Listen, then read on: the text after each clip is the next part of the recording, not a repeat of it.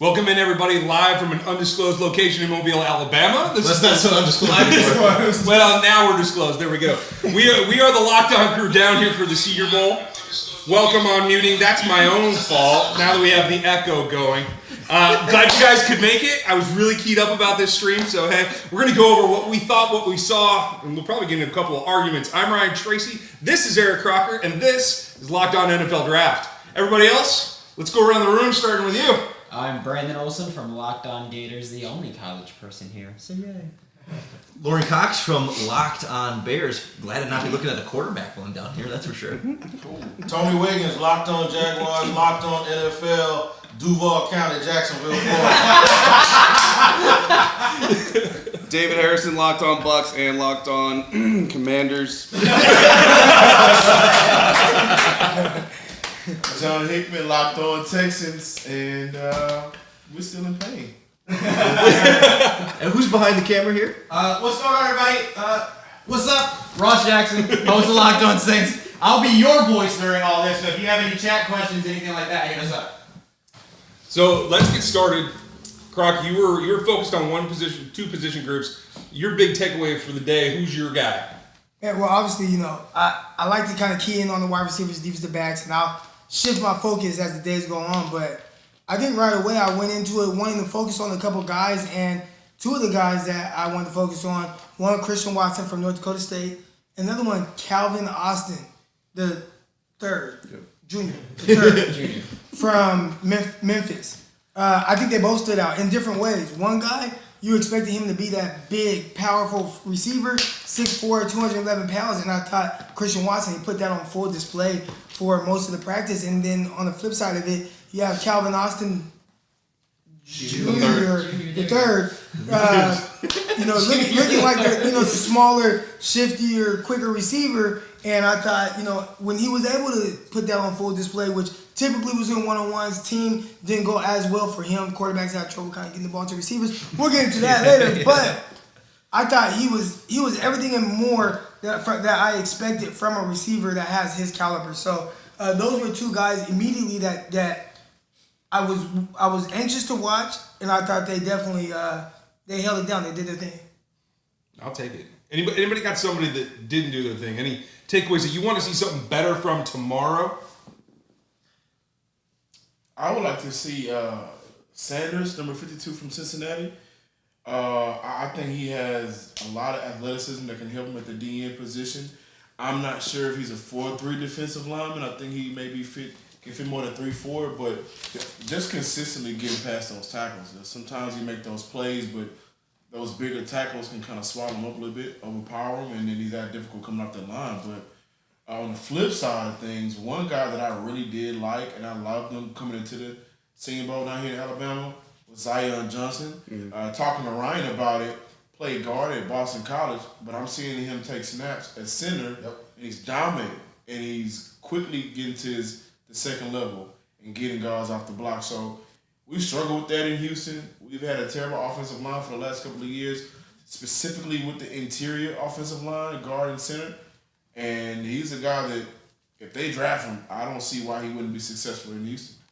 I like those picks. I do want to say, I saw a couple snaps from Sanders too, and I thought that for my expectation for a guy that looks like more like a 3-4 outside linebacker, I thought he racked out and used his extension well. He did. Better than I expected, especially against Faalele, who has 35 and 3/8 arms. So I thought that was a good matchup. I do want to see more from him tomorrow, but what'd you see, Lauren? Give us something. I'll give you the obvious one was the edge rusher from Florida State. And I was late to the national practice trying to get into town here, so I mostly only saw the American side. But Jermaine Johnson, the Florida edge rusher from Florida State, I mean, he pancaked a few different guys, super quick off the line of scrimmage. He put out a nasty inside move at one point that really stood out for me. And of course, I think we're seeing a lot of people that are there. He was kind of the obvious one. But the other one was the tight end from Coastal Carolina, Isaiah Likely. I didn't know much about him at all coming into today, but he looked big, fast, quick, strong hands, caught some contested catches, and really, I thought, great separation. And of course, nothing crazy downfield, but just like a consistent over the middle tight end. I'm looking to see more from him over the next couple of days. See if he can be one of those kind of under the radar winners here. So, well, for me, James Johnson. Jermaine Johnson. I'll echo that because I wanted to pay attention to Florida State Seminole. Shout out Gator Boy. Shout out the one that's attached 5 show. Yeah, that's right. And they mentioned to Majay Sanders, he's from Jacksonville, and I know his high school coach, so I was very interested in him as well. But I want to give a shout to Kenny Pickett, and I'm going to tell you why. Even though he didn't separate himself and do what guys on day one, like what Russell Wilson, E.J. Manuel, Dak Prescott, and other guys have done so far, I think he had more pressure because if you went to the introductory press conference this morning, they were using the words Joe Burrow to describe Kenny Pickett. So sometimes what I think that does is it makes you have a bigger microscope. So for him, he had to come out today and just not screw it up, and I think he did that. So I don't think he lost money. He didn't gain anything either. Also, I want to add too because day one Senior Bowl, these guys haven't played with these people. Right. There were a couple guys that came from the same university. I saw 2 receivers from the same program, but for the most part, these quarterbacks are throwing the guys that they've never seen, worked out with, anything. So you can tell sometimes the timing is off. They don't know how the offensive line is going to block at all. It's almost like they're just thrown out there and it's like, all right, go run this playbook that we just learned last night, and weren't running effectively for all the scouts and everybody watching in the stands. And I think that part, you talked about the pressure, I think that's what makes it difficult. And sometimes that's something that gets a little overlooked. I think the bigger thing to take away from Kenny Pickett, which I wasn't paying attention to the quarterbacks, but how did you feel like he was throwing the ball? How did you feel like the ball came out of his hand? Was the proper zip there? One-on-ones, was he accurate? Malik Willis, he was a guy that was kind of up and down in team. But I noticed in one-on-one, I'm just looking at how does he throw the ball? And you see some of the passes come out of his hands, the deep balls over the outside shoulder of the receiver, throwing him away from the cornerback and that type of accuracy. I saw some drive throws from Malik Willis I was impressed with. And that was one thing that I was really curious to see, as opposed to maybe a Carson Strong, who I'm watching warm up, and he threw a couple passes into the ground. And that's without having to be accurate throwing to a receiver you've never thrown to before. That's without having to worry about the offensive line. That's just, I'm working on play action, I throw the ball, and I one-hop it to the other guy. And I think those are the things I was looking to see or not see. And with that one, Desmond Ridder did the same thing when it was just QBs doing their thing. He short hopped a couple too. And Felipe Franks did that last year. Yeah, thanks, appreciate you. Yeah, no problem. Hey, Carson Strong though. Carson was someone I was talking to Ryan about earlier. Carson Strong is a guy, I came in this week and I was like, I want to kind of be a champion of Carson Strong. So I came into the day honestly and this is a little bit of bias almost, I'm looking for a reason to be yeah, Carson Strong. And he killed me, man. He just there was a point in the practice where I'm like, bro, I could no longer try to come through here my mission of championing Carson Strong.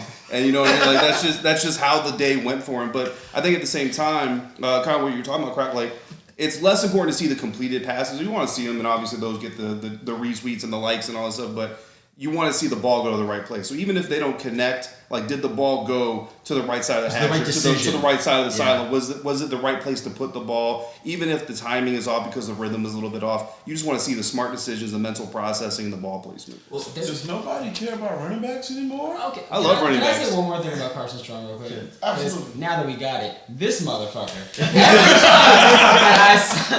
Every time he threw a deep ball, it went up like this, and the nose never came down. Yeah, it's weird. Every time it went up, it came down the same way, and I was like, how? That must be the most difficult thing to track, and to try to catch a ball that's straight up like this when you're tracking it deep. And he hung Christian Watson out to dry on one. He just threw up a Hail Mary, just a prayer of a pass. Christian Watson got 2 DBs on him, and granted, in a game, it's probably a 15-yard penalty or a DPI because the DBs basically mugged him. But poor Christian is out there trying to make a play for his quarterback and just getting drugged to the ground in practice. But I think I give credit to Christian because honestly, he could have pulled up and could have been no, that's a garbage pass. I'm not going after that. And nobody really probably would have dinged him for it. But instead, he fought for his quarterback. He fought for the ball, and I think that shows a lot about what he brings to the table and why the 49ers need to draft him if they have any chance of making Trey Lance work. So to answer your question, no one cares about running backs Nobody anymore. So I would say this: I care because Houston had one of the worst running attacks in NFL history. Yeah. The 49ers, you guys are great. The Packers are great. I think everybody else is better than us. But don't look this side. Tyler Batty, and his name's make me want to go follow him on IG with his name, Tyler Batty. If it does, he had a very good game, man. I think It's Beatty. It's Beatty? Yeah, but he's a baddie. But he's a baddie. with you, but yeah, I think he had a great day. It was times where I necessarily wasn't looking for running backs as of today, but he was just out there making plays at 5'9", ran tough, and then did some scouting on him. Caught damn near 60 passes in college in last season. So he's a guy that stood out to me on day one. A running back who I look at him like an Austin Eckler-ish type of player. And I know you guys don't care, but he had a very good day as well. He was also a add to the roster. I do believe. He wasn't an early I do running back. believe that running backs. It's important that when we evaluate running backs, folks. One of the terms I hate is you can find a back, but then you'll see 10 teams in the league that don't have one. The teams that find backs know exactly what they're looking for. Rex Burkhead. The 49ers, the Chiefs, the Packers. They always seem to know. Anybody that has ever played from anyone who coached under Mike Shanahan, they always seem to have a guy that's a one-cut runner that knows how to hit the hole and gets north to south. Do the Chiefs really know what they want though? Because isn't that the team that just drafted Clyde Edwards-Helaire and then they don't even use him? They play Jared McKinnon. But what happened is he got banged up. But the thing with the Chiefs is they'll play 4 different guys, and at some point they'll all have 100 yards during the season. That's sort of like the 49ers with Breda and McKinnon and whoever the dude was that ran for 200 yards last year in the playoffs, who I don't even see with them no more. But then they find this other kid. That's because they know who they're looking for. So if you want the big body, you're going to get the kid from Alabama or you're going to get Dameon Pierce from Florida. Brian Robinson looked good too. Right. He went a nice whip route on the backfield where he smoked a line. I mean, that's a linebacker, but still, like Easy now. Linebackers are people too. I do want Not to in say, one-on-ones. because you talked about Brian Robinson, Yeah. and one of the things that jumped out to me about Brian Robinson really was just how hard he run. Now, obviously, he had that reputation coming out of Georgia for being, a hard runner. You watch him, you see how he's built. We watched him walking through the lobby a couple days ago, and it's like, okay, this guy is very well You put can see together. He's all muscle, right? And when he runs out there, you see him running for Alabama. That's what it looked like, a really big, strong runner. And I want to see, hey, will that translate in this all-star game atmosphere? And I thought it definitely did. That was the guy that really jumped out to me running the ball and what he looked like. Different numbers. So at first, I'm like, wait, is that him? Okay, that is Brian Robinson. He's wearing number 24 out there right now. But definitely checked the box of someone who was running extremely hard. That stood out to me. Especially when the blocking right now, a little inconsistent. Yeah. But sometimes you got to make your own holes. And I thought he did a terrific job. That's what Quickest way to get on the field as a running back in the NFL is to protect the football. The quickest way to get off the field and be back on the bench is to not be able to pass protect. And I think that's something we won't see a lot of until game day when the pads actually start popping. But the guys that can pass protect and do what Devontae Freeman did not do against the Patriots because that would have been a touchdown. The guys that don't do that are the guys that's going to have a hard time getting on the football field early. Yeah, you mentioned the O-line inconsistency. That's what I was going to talk about. For like that whole second practice, that O-line was just bad. the Georgia guards were good, especially the left guard. As a unit, Yeah. the defensive Right. line looks so dominant today because Dameon Pierce getting hit in the backfield. Everybody's getting hit in the backfield every time they got the ball. It's like, damn, I feel so the bad. D-line was in there so fast, they were actually sacking the quarterback a couple times. Like, they legitimately hit the quarterback because they just got in so fast they couldn't pull I up. get it because you mentioned it with quarterbacks, receivers. As an O-line, so much of it comes on your success, not individually, but as a unit. Playing together and and the you never continuity that played they built together together. before today, so it's so hard to just step in and find immediate chemistry. We're like, it'll get better as the week goes on. Oh, to God, it'll get better as the week goes on. But right now, it's just rough to watch. So many tackles for loss. Well, the Jets' offensive coordinator is LaFleur. Obviously he comes from the Kyle Shanahan coaching tree, and they do a lot of zone stuff. And again, that's a unit that has to move as one. It's not even so much about everything with power straight ahead. It's how can you move and how can you play in unison. And first day Senior Bowl, just met these guys yesterday, take pictures. All of a sudden we're on the field together. That is something that's difficult to build that continuity and understand how the guys next to you work. So, when you see the offensive line kind of getting blown up early on, I think that's why. Maybe guys are so anxious and amped up to make themselves look good that they're forgetting that, man, none of us are going to look good if we don't play together as a unit. That's something that they're going to have to work on. And it's probably something that I would try to identify with. How does that look come Thursday? Have they gotten better at that? Does it look better as the week goes on? I'd also like to know how these guys are really installing things because the people that are running the practices aren't the head coaches, they aren't the OCs. It's Ron Middleton for the Jets, the tight end coach. So he's got to teach his whole O-line how to move in rhythm, and he's not really used to that. And then on the Lions, you've got Deuce Staley doing it, where it's like, at least he's a running backs coach, so it might be a little bit easier for him. But I'd also like to see how these lines really improve over the next couple of days with people who aren't used to teaching these positions. Any DB gems you guys kind of popped off from maybe like a lower level school that kind of zeroed in and making plays throughout the day in practice? Any guys? If only we had a DB in here who could answer that. I just. I really like Tony? Did you see anything? No, when I came out of my stance back in the day, I did notice the body of one guy. It's easy to think about Gardner, the 6'3" corner from Cincinnati, but his teammate actually has a body type with real long arms, and he looks really, really good out there. And he comes up and plays in a run too. He does. He's not scared And to tackle. I really like the UTSA corner, Tarik Woolen. Yeah. This man, he was signing autographs and still saying socially distanced. This man was signing from so far away. He's insane. Yeah. And he used that like Yeah, he too. was physical. He had the Yeah. the highest miles per hour for the whole day from anybody at any position in any practice. So he was the fastest. He was physical. He's long. He's that guy. And it's like, See, but there was a couple reps from him, though, because he was someone I came in and watched, too. Because, again, 6'4" with 4'3" potential speed. That's, every defense should want that guy. But there were a couple reps there, specifically against the Tennessee wide receiver. He let that dude get on top of him, get some gap on him. Willis Jones. And I was kind of waiting for that 4'3" speed. I'm like, where's that 4'3" speed kick? He never caught up to him. And, granted, wide receivers are paid to run, too, and get separation and all that stuff, too. But a 4'3" guy should be able to close the gap a little bit. And that's where I want to see tomorrow.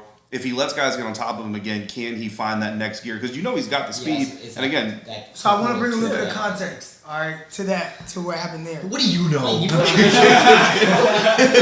fuck is that So the previous rep, what happened was Woolen. yeah. All right, and I profiled him about I'm learning a lot of these guys' names. He basically strangled the receiver on the rep before. He just dogged him. The receiver could not get up. He shoved him back, get back to your side of the field. The defense, everybody was turned up. So they made the guys line back up immediately.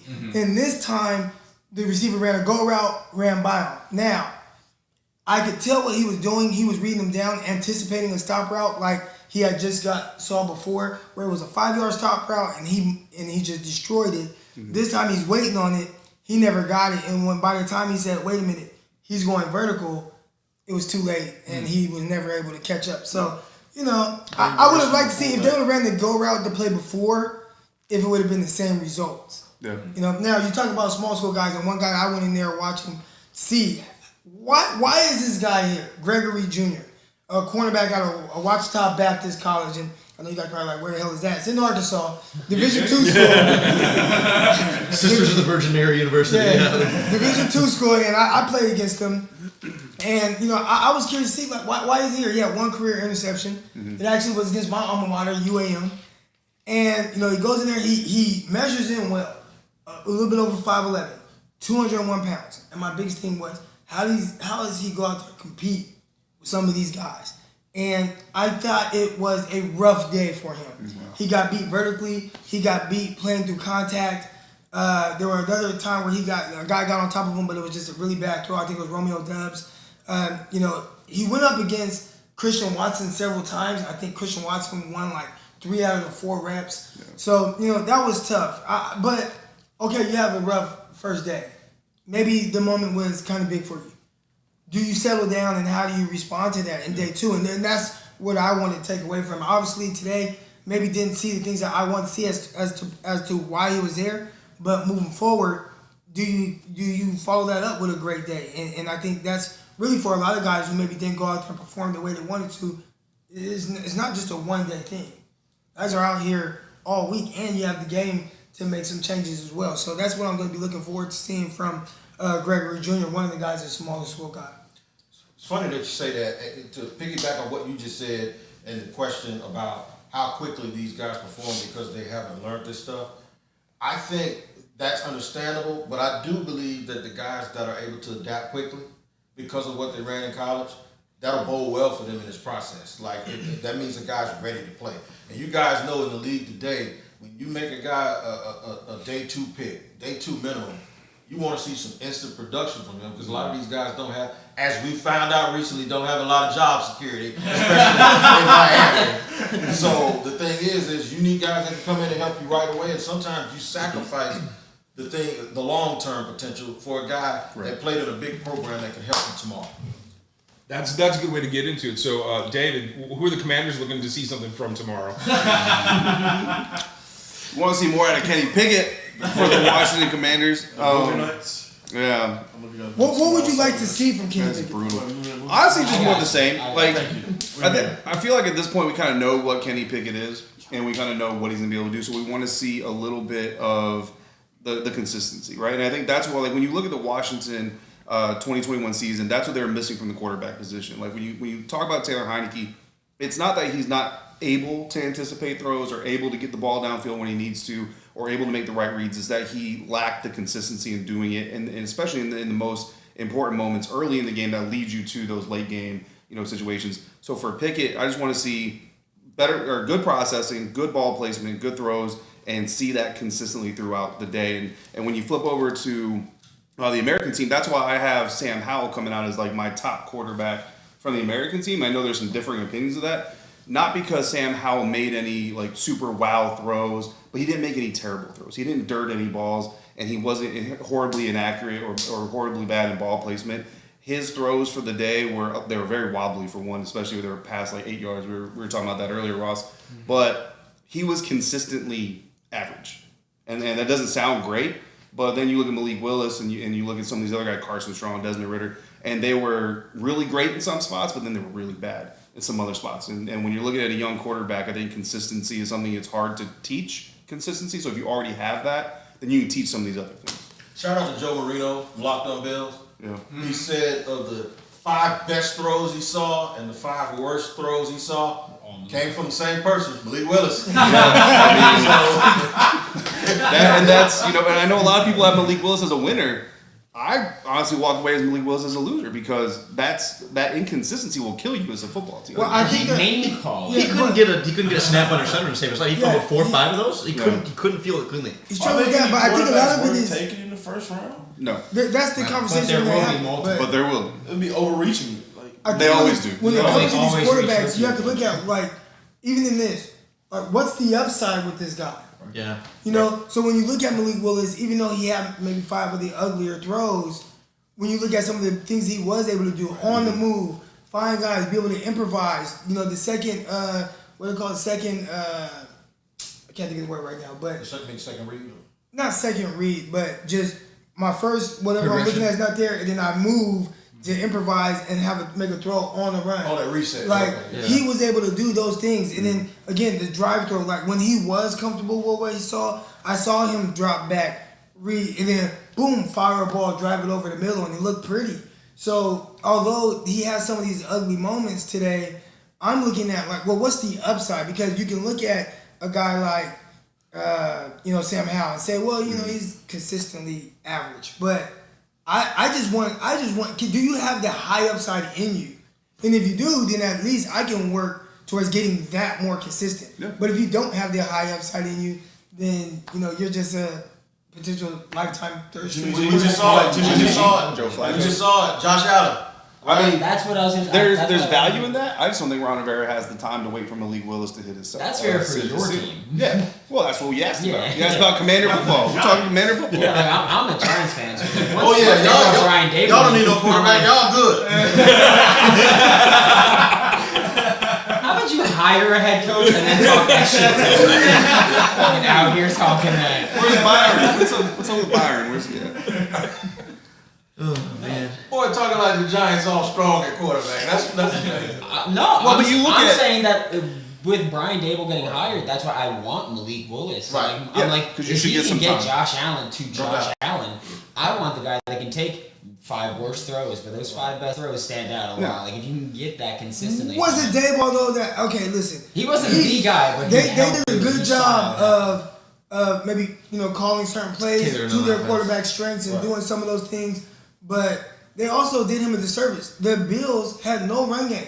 Yeah. And everything was on their quarterback's shoulders. I don't think that's ideal really for any quarterback. Now, it is good to see, hey, this quarterback has developed into a player that can take that on, but that's not ideal, and that won't be ideal for Daniel Jones if that's what continues. You're gonna have to figure out how to, get the run game going. So with Dayball, I think, I don't want to say he's hyped. I don't know him personally, but I think he could have done more to not just help Josh Allen, but really help the team as well by being able to utilize the run game more. And it seemed like throughout Josh Allen's last, first 3-4 years, the Bills consistently struggle with that, and he's the offensive coordinator. And to your credit, Josh Allen was at the Senior Bowl a couple years ago. I don't know if anyone else was here for that, but we had a lot of these same conversations we were having about Malik Willis. It's like, oh man, Allen looked rough out there, but he made some of those throws. And not that it's a one-to-one translation, but the same kind of conversations of like, okay, can he calm it down as the week goes on? And I think, if I remember right, that Allen certainly didn't fix all his problems at the Senior Bowl, but did seem to settle in a little bit more once he got more used to his receivers and the offense and all the things we've been talking about, that day one can maybe make that type of quarterback struggle a little bit more compared to Howell, who might be able to just pick it up a little bit more quickly on those easier underneath throws and be consistent but not spectacular. A lot of the NFL is about upside. Mm-hmm. What can you be? The teams that play it safe, they typically don't do much, and they're consistently not winning. You got to know what it is that you want. You obviously have to get the quarterback position right, but a lot of it is upside. Now, you might strike gold every blue moon with a guy like Tom Brady, who maybe is not so much upside, but is someone that is so maniacally driven to be the greatest ever, even though everybody counts him out, that he ends up being a 7-time Super Bowl winner. But more than likely, you need a guy that is very talented. And you look at the Super Bowl right now, Joe Burrow, he was extremely talented. He was a playmaker with Cincinnati. You look at the quarterback on the other side, Matthew Stafford. This is his first time playing in a big game, but coming out of Georgia, he was a big-time talent, big arm, had enough mobility. And when you look at these quarterbacks in this class, that's what I'm looking for. Who has the upside? You hope that you put him in a good enough situation. John's like, no, man. No, but I do think somebody has to have the upside, and it's looking like right now, even if it's not the high end like a Josh Allen, there's somebody that could be a good starting quarterback, and you're looking for those type of traits. And if there were two guys right now, I would say that have kind of displayed that, I would say it would be Kenny Pickett and Malik Willis. Mm-hmm. And you remember this? Y'all remember this? Everybody looks at Justin Herbert now as if they always knew he was going to be that good. I remember Justin. Okay, you, but I'm talking about as a majority. I'm talking about as a majority.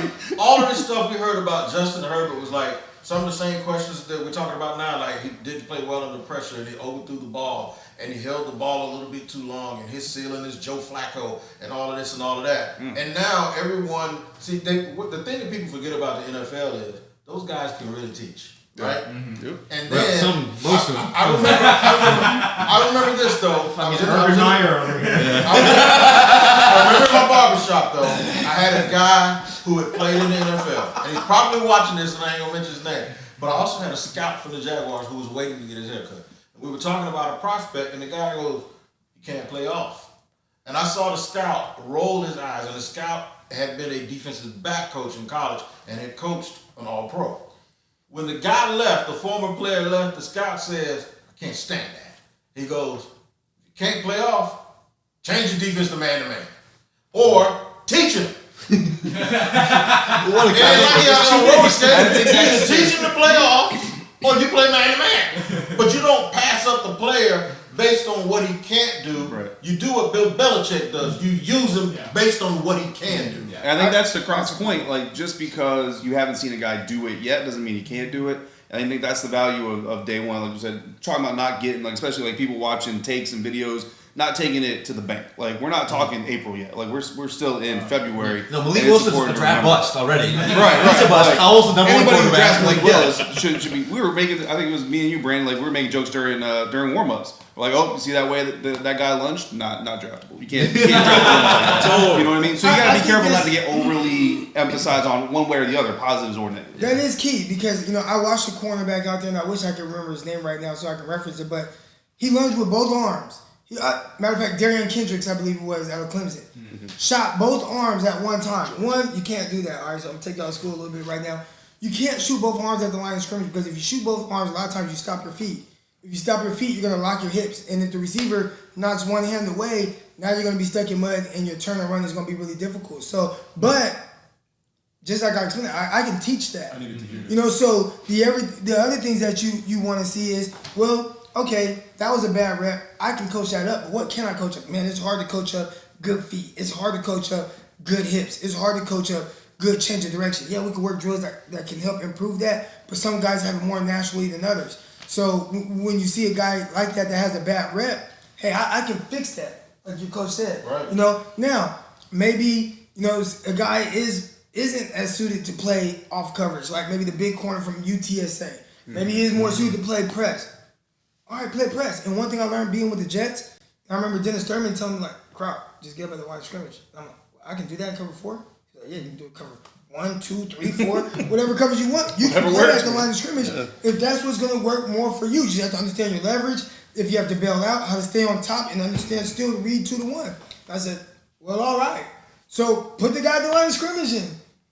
You know, and I think some people, they try too hard to fit, a round hole, or what is it, square peg into a round hole, you know, and it's like, nah, like, just do what he does well. Or, you know, and adjust and teach them different ways to do it. Croc, we had this conversation when we did the crossover with Jaguars and 49ers. I asked you about somebody you were familiar with because you're close with Patrick Surtain. I asked you about Tyson Campbell. Yeah. And I said Tyson Campbell has he lacks these ball skills. Now he's 6'1", about 205 pounds, and runs a 4.3. And you mentioned that, yeah, he did. He had those same problems at Georgia. It's like right after we had that conversation, Joe Cullen switched up the way he was playing, and in the second half of the year, Tyson Campbell looked like an all-pro. So you got to just know what the kid does well and make that kid do that. And people think that these guys out here, they're ready-made prospects, and they're not. And the teams that are going to identify the guys that are fixable are going to be the teams that get the most players out of here because they're going to know their identity for what they do. And there are teams around the league that do that very, very, very well. Pittsburgh does it. You know, like for instance, Minka couldn't play in Miami. But he's an all-pro in Pittsburgh. Right. Because they got a history of using safeties the way he's supposed to be used. So it's going to be interesting. I think that's a big thing, right? You look at guys like Deebo Samuel. He's not your traditional receiver, but he was able to be a 1,400-yard receiver and add another 400 rushing yards and have like 14 touchdowns. The most rushing touchdowns. He's not going to run routes like Stephon Diggs. Right. He's not going to run routes like Keenan Allen, but he's going to win the way that he wins, and he's able to do that very often. And I think sometimes guys, they'll pigeonhole a guy, oh man, nah, like look how he did this. And it's like, well, can this guy win? Can he win the way that he wins, and can he do it consistently? Even a guy like, watching Christian Watson, and we talked about him a little earlier. That was a guy I was really excited to watch today. 6'4" receiver, 211 pounds, that have the kind of running ability he has. Like, well, let me just first identify, how does Christian Watson win? I see the measurables, and I like that, but how does he win? Yeah. And then I just say, hey, if I'm a coordinator, how does that fit into some of the things that I want to do, and can I get him to be successful? And if you can figure that out, then you can have a really good football player. And I think sometimes, again, people look at these small little things, or they're going to look at Roger McCreary and say, well, Roger McCreary, 29-inch arms, oh my God, I'm taking him off of my board. Because he has T-Rex arms, right? And he has baby hands. Take my strong hand. He got baby hands, okay? But I watched him today. If I didn't know that he had 29-inch arms, and I didn't know that he had little baby hands, I wouldn't think anything of it. I'd say, hey, this is a really good football player who played outside, inside, did it in college at Fort Auburn, did it today, showed good feet, changed direction. I saw him get physical with a receiver, break up a pass. Like, this is awesome. He was in the slot all lot. He did the slot a lot. When he came in, people were expecting him short, slow, and ineffective. I don't want to say stubby, but you know what I mean? Yeah. But he looked like a DB.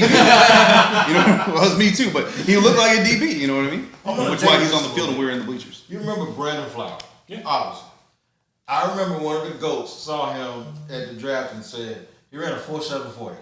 He can't play for me in the NFL. The dude played about 10 years in the NFL. And made plays. And then I remember somebody said, that DK Metcalf couldn't run routes. Because the 3 coming? Yep. Right. So I'm thinking, can he run? How many people would take DK Metcalf right now in the top 10 of the draft? And folks were worried about if he could run routes or not properly. I'm thinking, the dude's like 6'9", you know. Right. Yeah, Let's get LeBron James, a wide receiver, yeah. So, with that all said, and all these guys that we want to see tomorrow, they're working on things right now. They're doing the meetings. It's tomorrow. It's taking that step forward. So, we'll see. We'll have more for you guys tomorrow. But let's get to some questions because I know you guys got them.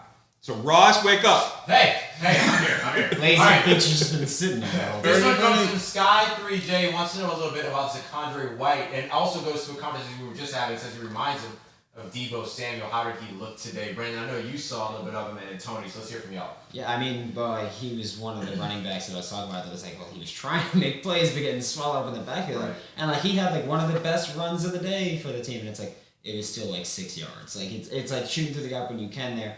But I mean, I'm excited. You mentioned before, like, what's the quickest way to get off the field and not being able to pass protect? Right. Tell that to the Giants because Saquon couldn't block me if I tried. Whoa. Wait, I'd watch that. Hold on. He would crush you with just between his legs. We need to get zebra tech on that. Zaquandre is one of those guys who, when we do see those, which we usually see in day 2, day 3, because we watch linebackers and running backs go at it, it's like he's gonna whoop some ass. Him and Dameon Pierce are gonna catch bodies the whole time. So let me give a little bit of an asterisk to that. If you're Saquon Barkley or Dalvin Cook, who also can't pass protect, you ain't worried about them pass protecting. Yeah. So you just let them do what they do. But I will tell you this about Z White, and this goes back to what Croc said about being a football player. He came in with 2 5-star running backs at Florida State. One of them was Cam Akers, and another was a kid named Kalen LeBourne. And he stayed in the class as a 4-star kid from Fort Myers. Willie Tiger moved him to linebacker. He played Mike and Will linebacker until he said, you know what, I'm transferring. He went to junior college, and then he ended up in the SEC.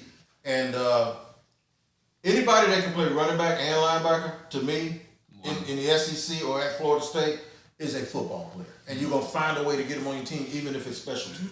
I mean, I'd say SEC. I wouldn't say Florida State so much. He played well.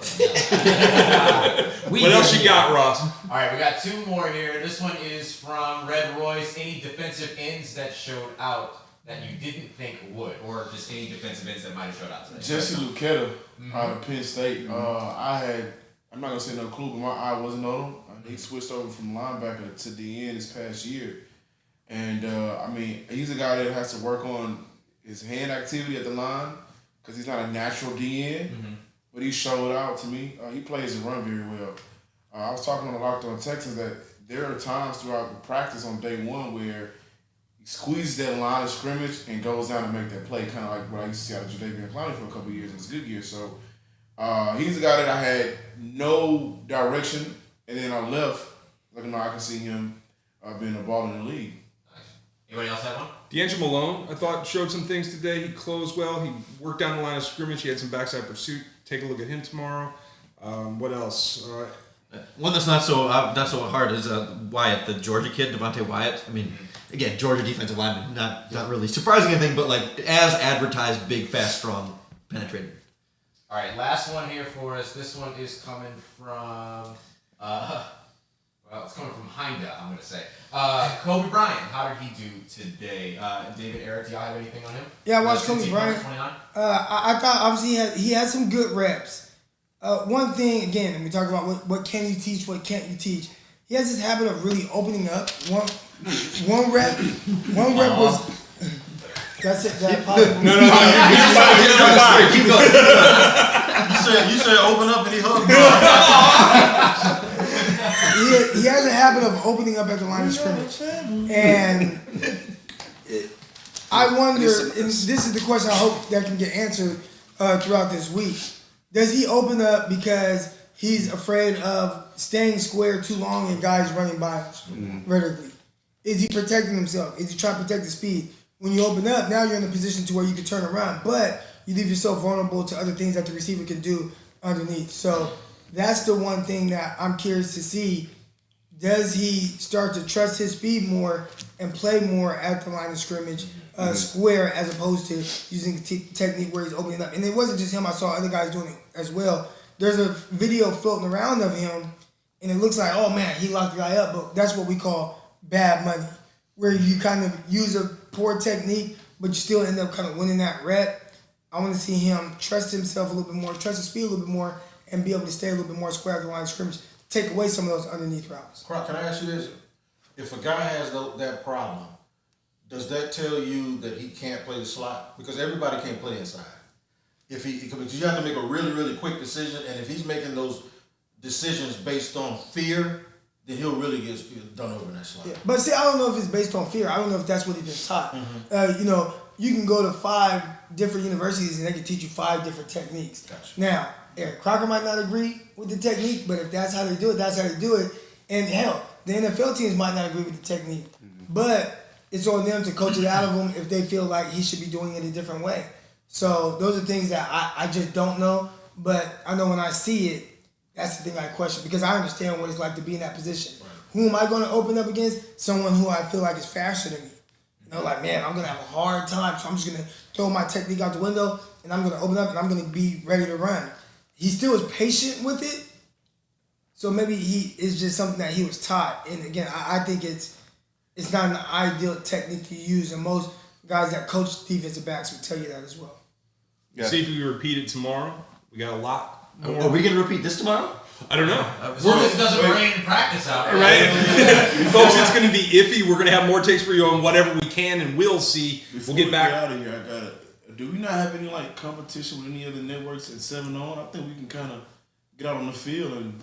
I think it's a lot of networks. It's a lot of people on here. I think we can kind of strap it up and get a 7 on dub. We don't want to call out the competitors, but we got some offensive linemen here. We got some DBs. I think we're gonna be on the quarterback. I don't know, bro. You just done made me a little right guard. I ain't always had all this pushing. I'm a slot receiver, so I'll pay to see that. I have very quick feet, and I have very great hands. I'm not getting down there and blocking nobody. I'm telling you right now, I ain't doing that shit. John's got quick feet. We have quick takes. Thank you all for being with us tonight. We'll try to do this again. Thanks to everybody here from Locked On. Thanks for Mobile. We'll talk to you next time. Peace.